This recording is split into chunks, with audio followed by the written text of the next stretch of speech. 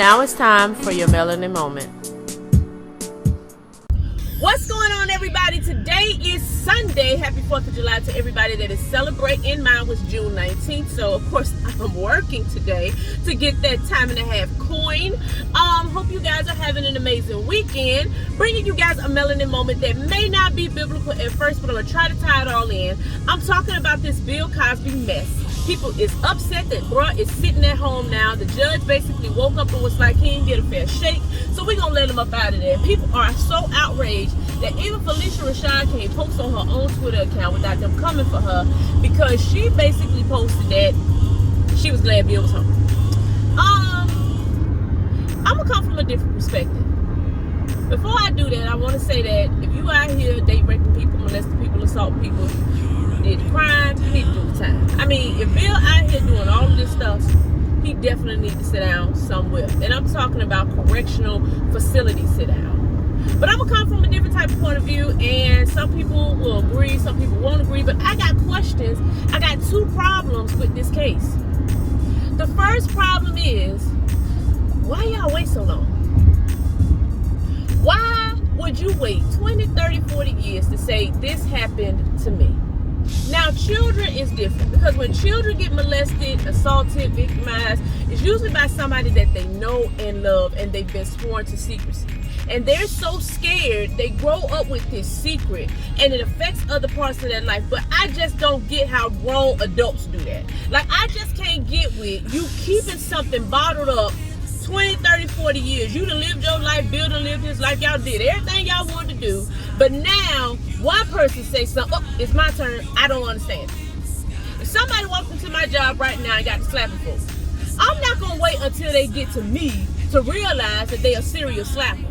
Like, if they slap me, I'm not going to wait on nobody else to call 911. No, you use your phone. No, I'm using my phone. Either I'm going to rag tag you or the police going to come pick you up. Like, I just don't understand why it is that y'all wait so long. I don't get it.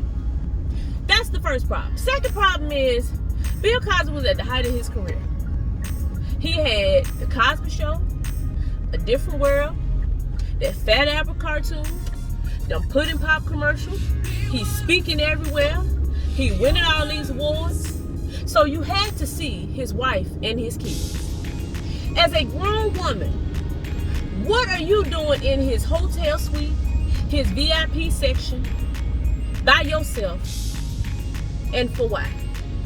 He's a married man. That speaks to your moral and character, sis. Why are you in there? And I know a lot of women ain't got morals and values. They looking for a come up. They want to sleep their way to the top. But now you want to play victim. But you went in there wrong anyway. He married. What you doing in there? I don't understand it.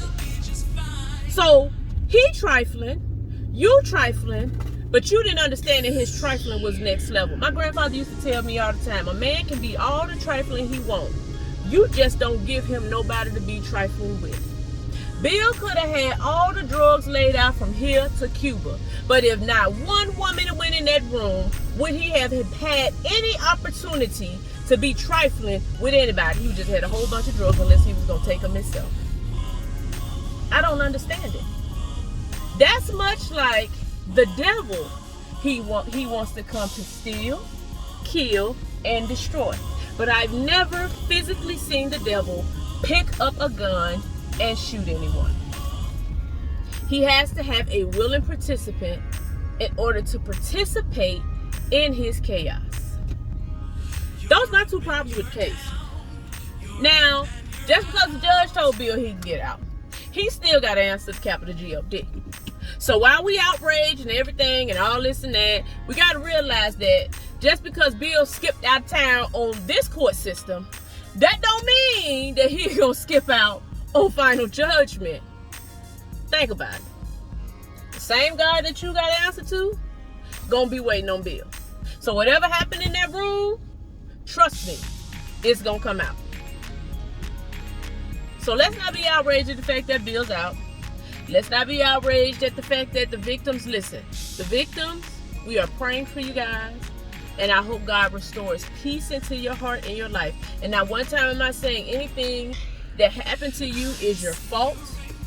But all I'm saying is, don't put yourself in a situation that already look bad. Because the Bible tells us to not let our good be evil spoken of. So I'm not going to go into a room with a married man with good intentions, because going in, it already looked bad. It already looked suspect. So I'm praying for the victims. And I do hope that God grants them peace, tranquility, and comfort, because that had to be very tragic. You probably went in there thinking you're just going to have a good time. But since you weren't going in there to bake no cookies, you weren't going in there to make Jell-O pudding. It's 12, 1 o'clock in the morning. Was you in there praying? I'm just saying. Stuff we got to look at different. I'm not saying the victims are at fault for what happened to them.